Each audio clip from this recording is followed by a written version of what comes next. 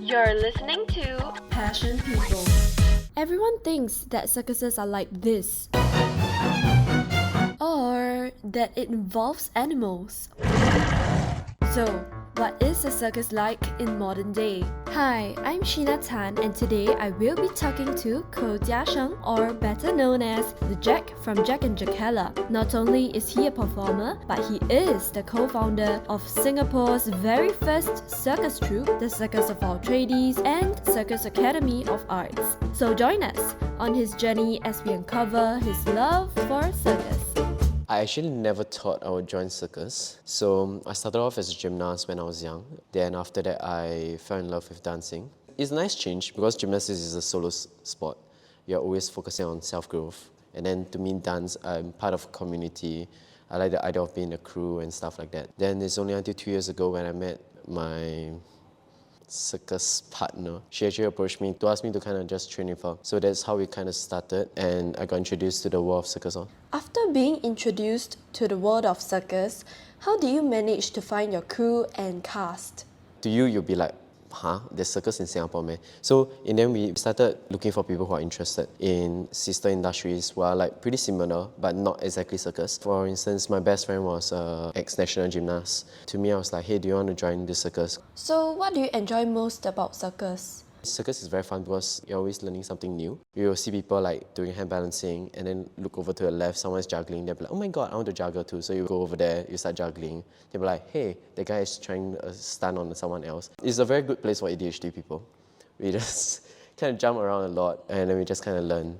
Because previously you mentioned that circus is still quite new, has your parents ever stopped you from pursuing circus arts? I was brought up in an environment where my father is very traditional.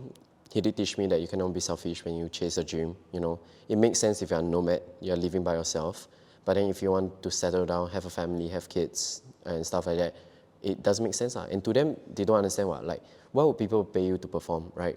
I think it took a bit of convincing to let them understand how the system works. But I was thankful for my father because he taught me this kind of things where you need to always think about sustainability.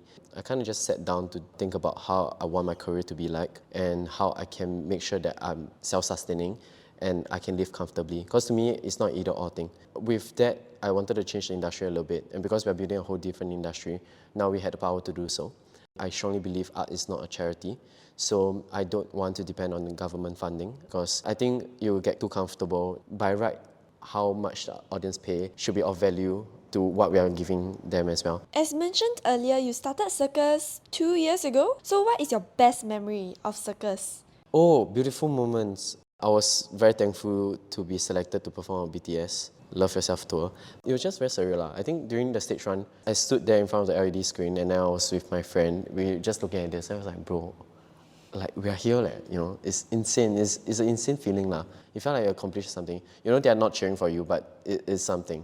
Oh, knowing that you've come so far, what is the most rewarding part of your job? When we train together, seeing everyone grow, and then when they finally can perform, it's nice to see them grow as human beings and as artists and performers. Yeah, it's the little things like them being in character, you know, enjoying their time on stage, like they're performing for themselves and the audience. To me, that's very happy When everything works out, it's actually very, very nice. Like you see your art come to life, everyone is happy, the audience enjoy it, the artists are happy as well. It's beautiful.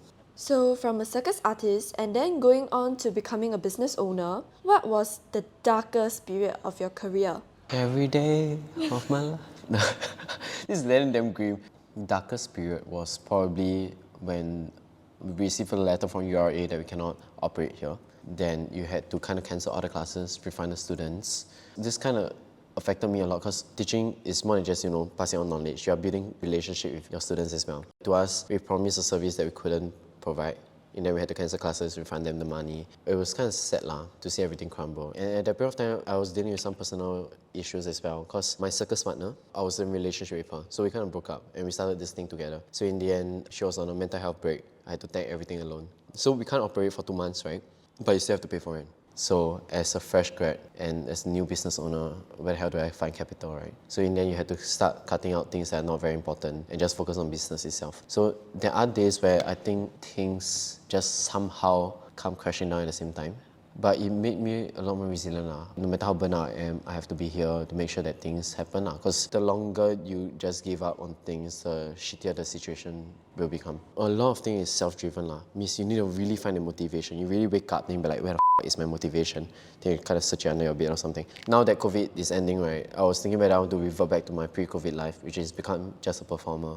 When you wanted to just be a performer and not a business owner, what made you want to continue the business? I think what made me stay was because of the community. There are a bunch of people who put faith in this entire project as well. Like, they want to see this succeed for themselves, for the community and everything. So that was what kept me going. Like, I felt that the things that we created here is bigger than me. So I hope that one day I can create a system that works without me in it as well. Braving through all his storms, Jia Sheng managed to overcome a hurricane of trials and tribulations, which led him to who he is today. A hearty performer, a supportive leader, and most importantly, an inspiration to many. Stay tuned for the next episode of Passion People. I'm Shina Tan from the Diploma of Communications and Media Management.